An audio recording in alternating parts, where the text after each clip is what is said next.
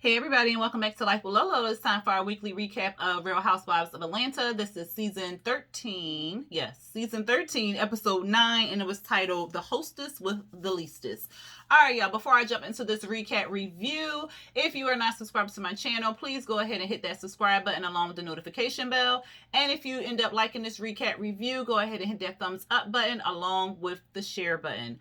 All right, y'all. So let's just jump into this recap review or this episode.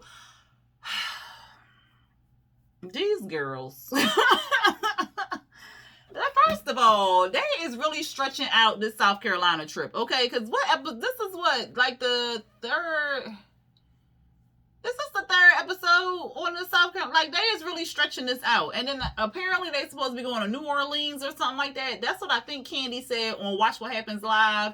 Because something is going to happen on that trip or something like that, or Latoya going to say something to Fallon. Something's about to happen. I know that's what Candy had said on Watch What Happens Live, but I was just like, why is they stretching this South Carolina trip out so long? Like, if y'all don't come on. But anyway, y'all, let's jump into this episode. So it's day 2, and it picked up where it left off back in January, okay? Where Marlo and Kenya trying to work on their,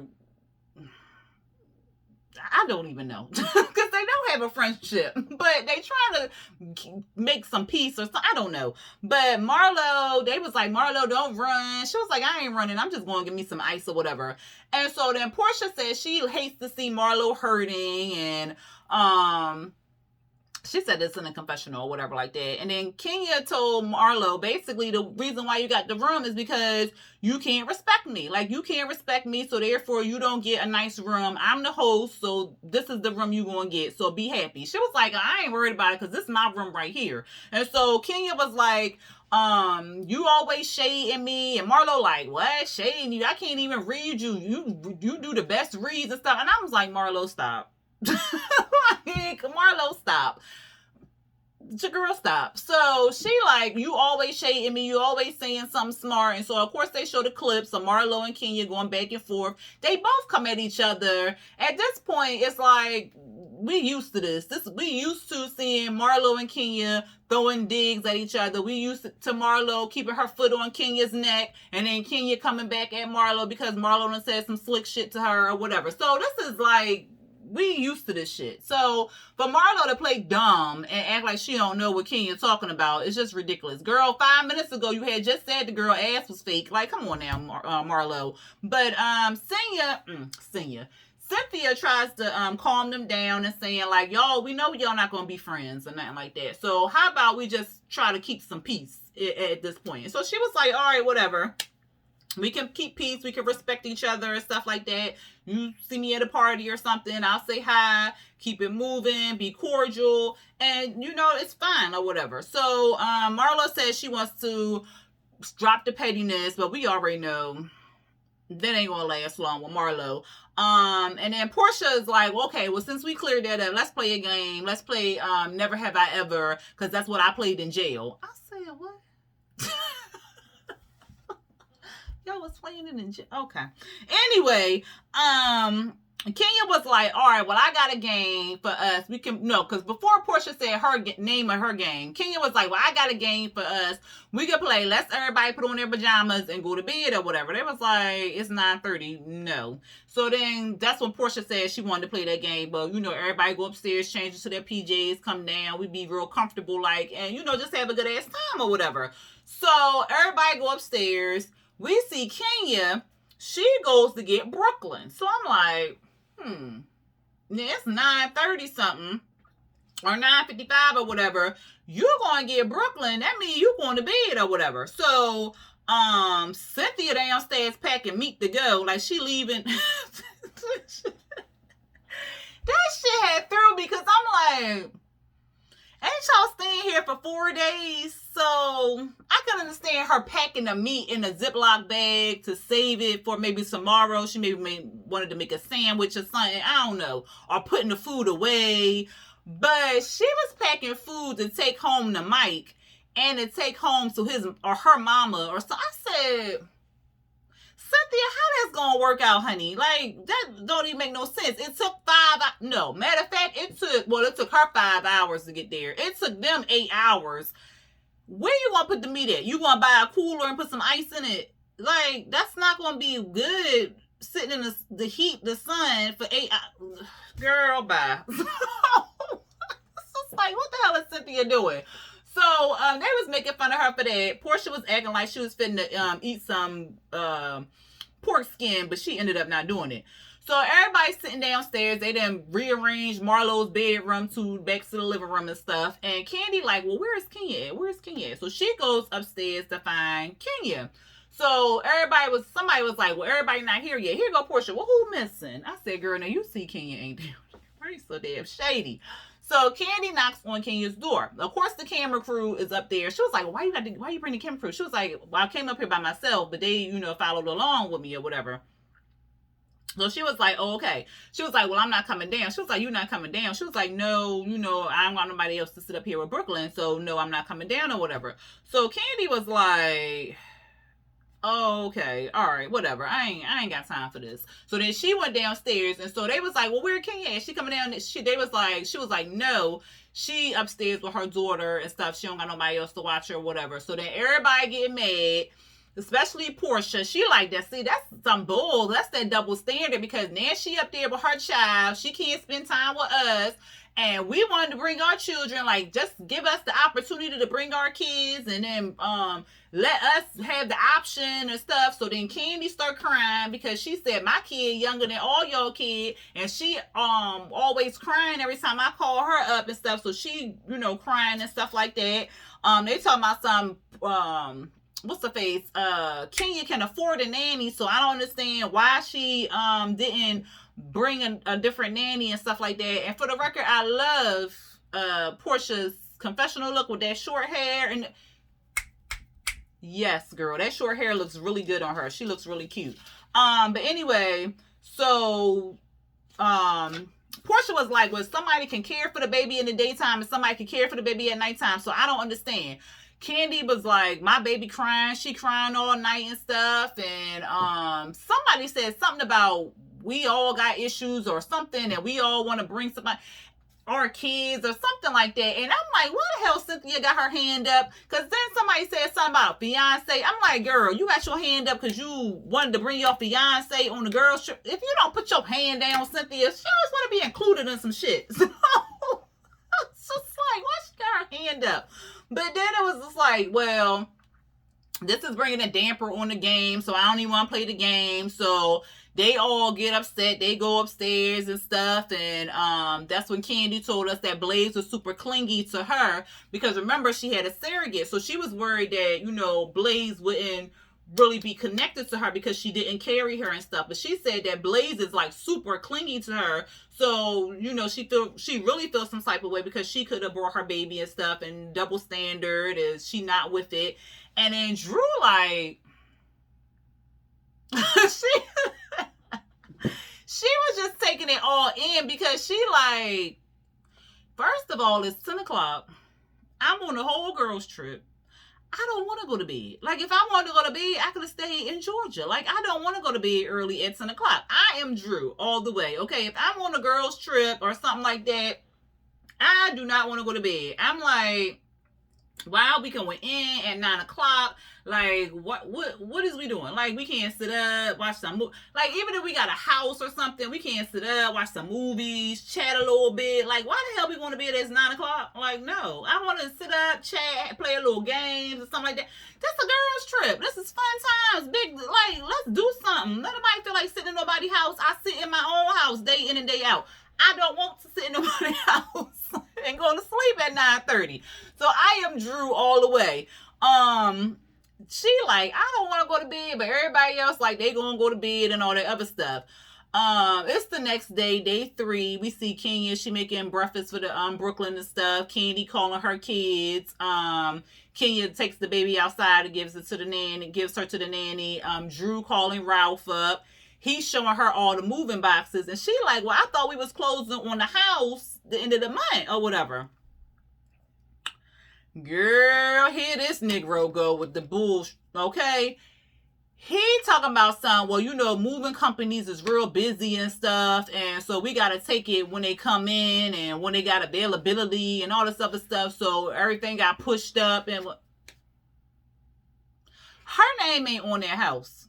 Okay, because if you close the house, anybody who ever closed the house, no, you got like a stack of paperwork this thick, and it requires your name and the person who get in the house with you name. Okay, so if you just getting your name, you getting the name. If you just get in the house by yourself, you only need one signature. If you get in the house with two people, like husband, wife, wife, wife, husband, husband, both y'all names need to be on that paper. She not there and they closing. Her name ain't on that house. I'm like, what kind of bull? So first of all, a moving company works on your schedule. If you tell them you moving out on the 30th, they need to have availability on the 30th. If they don't have availability on the 30th, you find another moving company. Who finds child Ralph and his bull? I'm like, that don't even make no sense.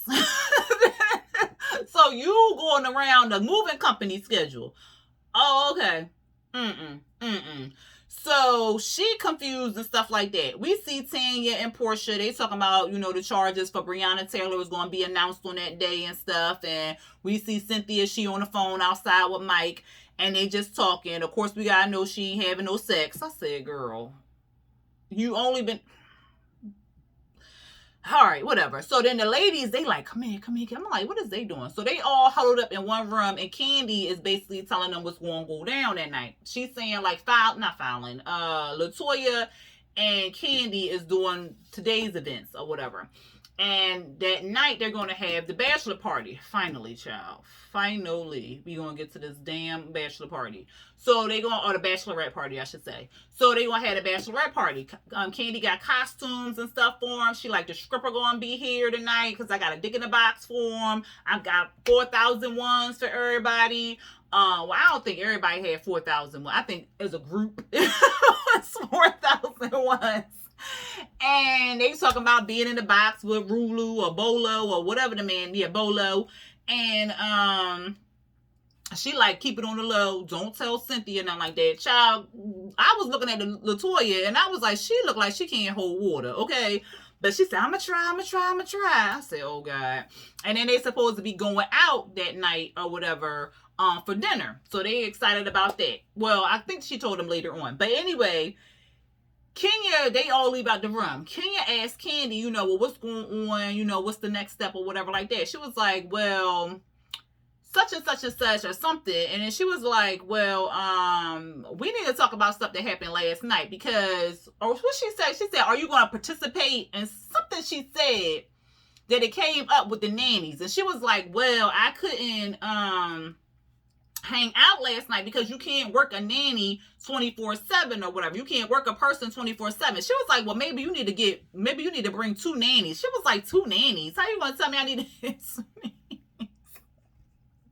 I said, Candy is not in the mood, okay? She was like, well, maybe you need to get two nannies or whatever. One for the daytime, one for the nighttime, because you doing a whole lot of stuff. So they was about to go back and forth. And Kenya was like, look, I don't want to argue with you. Let's go outside and let's talk about it or whatever. So Candy, she get out there and she speak her mind. She said, you have been really annoying this trip. Like, first you go on a private jet, then you try to clown everybody. Like, that was clownery that you was doing. And she was like, no, it wasn't really. She knew it was.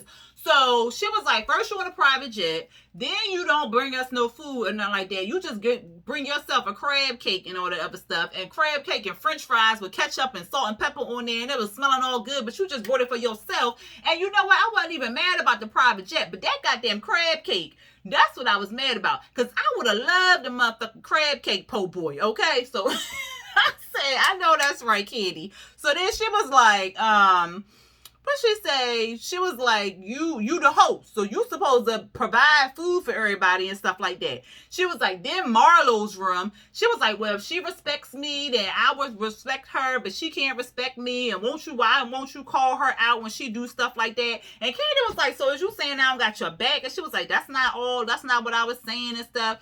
And so Candy in the confessional, she was like, girl, Don't even come at me talking about I don't got your back, because all that heat I've been taking for you or whatever. And then she was like, and then last night, let's fast forward to last night, because you want to go up in your room, be rude. That was just straight rude. She was like, that was rude. Yeah, if you the host, that's rude. Like, you don't say cat, dog, frog to nobody. You just go up to your room or whatever. So she was like, that was the last straw.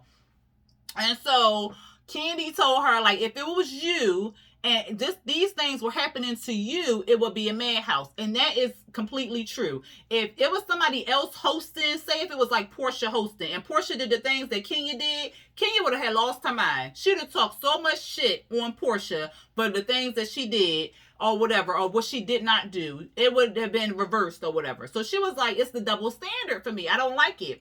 And so then Kenya starts going into how she don't have a village over here right now, and she starts crying, and she's saying like, Mark is making her life hard. And I noticed she was still wearing her wedding ring. But I mean, it was a nice ring, so I guess I might wear it. Well, never mind. I probably wouldn't wear it too, because Mark is an ass. But at any rate, so Candy was like, well, you can't let him run you from New York. You got to step in and, handle some business and stuff. She was like, well, what can I do? What can I do or whatever? I don't have no control. He has all the control over me. And then she was saying it's been like a year since they've been separated. And like, she's a single mom and she really don't have no choice and whatever. And she starts crying and stuff. And so Candy said she was going to give her a pass because she's so emotional or whatever. My thing is, it is so, I understand her story. I understand her plight. Like, believe me, I understand it. I'm a single mother with 3 children, okay? And I understand wholeheartedly, okay? When you get married, you feel like you're going to be married with that person forever or whatever, and you have children by that person, and you feel as though that person's going to be in your life because they're your spouse or whatever, and you feel as though that's how it's supposed to be, and yada, yada, yada. Sometimes that shit don't work out. Sometimes you get divorced, and then you think, okay, well, we going to co-parent, and then sometimes that shit don't work. Trust me, I know. So then you a single parent, okay? It is a lot of single parents, myself included, that has a quarter of what Kenya has, like as far as monetary, like money or whatever. They have a quarter of what she has. And they still find a way to make it. They still find a way to go to work. Some of them work 2-3 jobs. They still find a way to go to work, have somebody watch their children while they're working those 2-3 jobs. And if they can, go out, get some me time or something like that. Only if they can. Sometimes you can't do that or whatever. And that's fine and dandy. But for those that can, they still find a way to do that. She has all of this money and stuff like that. But she's trying to make it seem like she don't have, like, you don't. And I'm not trying to bash her or anything like that. But the way she keeps saying it is like she don't have any help. Or she can't find a way. She can't do this. She can't do that. And it's like, girl, it's people out here that make less than you. Don't even have like a fraction of what you have. And they can do it like that. Without any hesitation. Without any crying. Without any pity. And they may go to bed crying. Been there, done that, and all that other stuff. But they make a way, okay? And they don't have any family. They don't have anybody to help them out. They find babysitters on Craigslist and from the newspaper and daycares and all this other stuff. And they just pray to God that he watches over their children while they working. So for her to keep on bringing up or using her child father being an asshole as an excuse and her being a single mom as an excuse is really just like, girl, like, come on now. I that's how I felt about it. I don't care what y'all say in the comments. That's just from my perspective and my opinion about the situation. So I wish she really stopped with this whole woe is me type thing and just like, girl, if you want to do all these things, you want to go on these trips, you want to do all this other stuff, like, bring the resources, bring the things that you need to be able to do that and stop making it as an excuse. And then if you also want to bring your child, like they were saying at the end, let us know. Like, it's not even a problem that you brought your child. That's not the issue. The issue is that you did not say you was bringing your child. If you gave us the option, like, okay, look, this is the situation that I'm going through right now. Like, I don't have anybody to watch my child. I have a nanny. She's new and stuff, but I can't work. I can only work her from 9 to 9 or whatever. and I don't have anyone to watch Brooklyn at night or whatever like that while we still do other things. So I'm gonna bring her, and then from at 9 o'clock, I'll have her in my room, and then I'll bring her back to the nanny at 9 o'clock in the morning, and so we can do X, Y, and Z. So I'm just letting y'all know, if y'all want to bring y'all children and you have the proper, child care or something like that, that's, you can do that, because I'm bringing my child. Leave the option open. That's all they're saying. Like, you didn't even do that. You didn't even tell nobody you was bringing your child or anything like that. But once they ask you about you bringing your child, you want to bring this whole, well, I don't have anybody to watch my kid. Girl. So, I know I jumped ahead. But that's pretty much what the episode was about, okay? She comes in from the porch, and she says that she apologizes to the group for being rude. Yeah, she did apologize. She apologized for the group for being rude, and then for not bringing them lunch, and then she wanted to chuckle about how it was a po' boy crab cake sandwich and stuff like that, and I was like, Lord have mercy. Then Portia says she like a Disney villain. Why she called that lady Maleficent? I said, not Maleficent, because Maleficent she was all right. She was kind of nice. Then LaToya leading the workout. They taking shots before the workout. I said, what kind of workout? They outside. They doing the workout and stuff like that. Drew and Portia stayed behind, because Portia said, look, I'm not working out. I like my fat ass, okay? And then Drew had the little boot on her foot because her foot was swollen or whatever. So they sitting there, Drew just talking. First she started talking about how she just found out she closing on her house. Then she started talking about how she missed her children. Then she started talking about how the trip was all negative and wasn't no fun. Then she went on to, well, who's this Kenya? That ain't the same Kenya that was out there and all this other stuff. Like, what's this fakery and stuff like that? She feel like she living in the Twilight Zone, because she like, well, we was all crying and upset last night, and now everybody acting like ain't nothing happening. She over here doing pirouettes and stuff. Like, what the hell is going on? So Portia was like, look, I understand what you're talking about and everything like that, but me and Kenya, we will never be friends. We tried that and stuff. So maybe somebody who's going to be her friend can talk to her and let her know what's really going on. And she was like, well, I thought because you're doing all Black Lives Matter and stuff. She was like, look, all Black lives do matter, but our relationship, that don't matter. I said, ooh. So then they announced the Breonna Taylor charges. Everybody came in, they announced the Breonna Taylor charges. We already know what went down with that. The ladies discussed how they felt about it. Of course, Portia was very emotional because she was taking part in a protest, and then she feels like nothing really came from that. But she says they're not going to stop, and we're going to keep the pressure on the system. Then we see Drew, everybody dressed up or whatever. They going to a restaurant.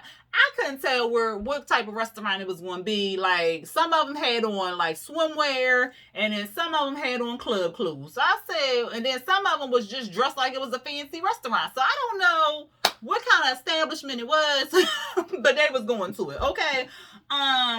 Drew asked Tanya about her life, see what she, who she is or whatever, because she said she didn't really know her or whatever. They get to the restaurant. Drew with her messy ass. Like, Drew, she was really messy with this one.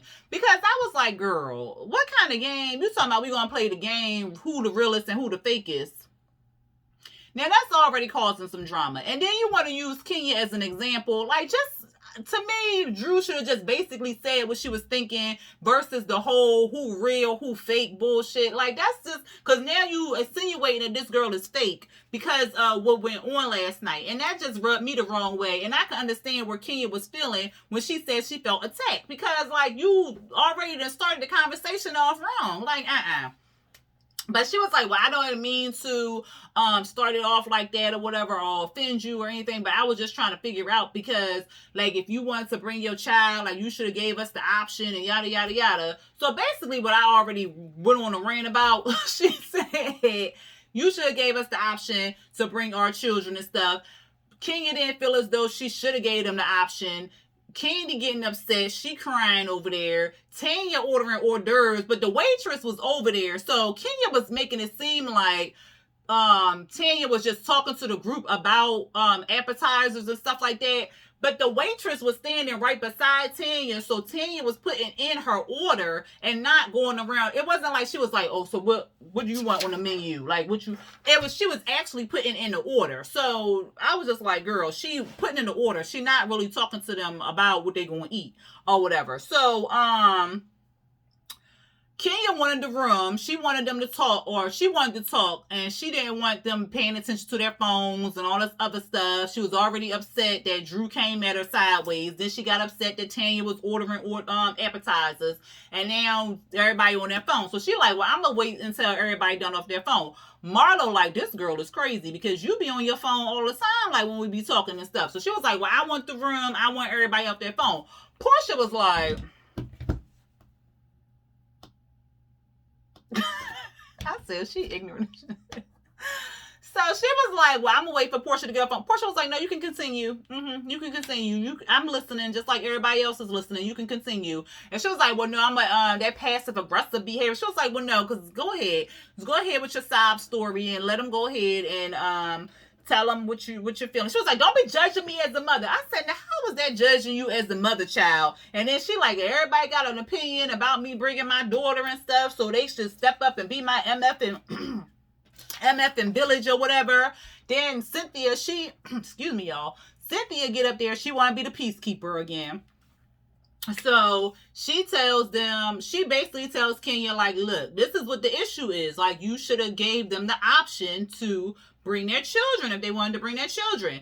And Drew tells Kenya, like, that's the that's what I'm trying to, the point or whatever. You hurt your friend's feelings or whatever. And so the food comes, the convo stops, everybody eating the chicken wings and stuff. And so then she apologizes, kind of, sort of, saying, like, if y'all feel as though I should have told y'all that y'all could have brought y'all kids, and I apologize, but I don't have anybody to watch my kid and yada yada yada. And if I would have saw you crying talking to Candy, I would have felt bad and said something or whatever. So then it seemed like everything was squashed, and they do some fake laugh, and then Candy was like, all right, let's get up and go. And I was like, I hope that's not all they ate was appetizers. They came there to argue and eat appetizers. What kind of shit? I'd have been mad. Like, I'm hungry. So Candy like, well, we just need to get back to the house because, I got to dig in the box for everybody and I'm excited and stuff. And then she got a message saying that from Don Wine saying that the package has arrived or whatever. So she tells everybody, look, y'all got 15 minutes to get dressed, get ready and stuff like that, and meet us back in the living room. And then in the backyard, we see Rolo, and he like some big buff dude, and he in the box doing his little dance and stuff. So we finally going to get to this goddamn stripper gate and see what the hell with the hoopla is all about. If this ain't child, it better be something popping, because they done spent 112 years to get to this point. So if it's something whack, oh, I'm gonna talk about it. But anyway, y'all let me know what y'all thought about the episode down there in them comments. If y'all enjoyed this recap review, go ahead and hit that thumbs up button along with the share button. And if you are not subscribed to my channel, please go ahead and hit that subscribe button along with the notification bell to be notified when I drop new videos. All right, y'all. Let me finish playing catch up with all the rest of these videos, and I will see y'all in the next one. Peace.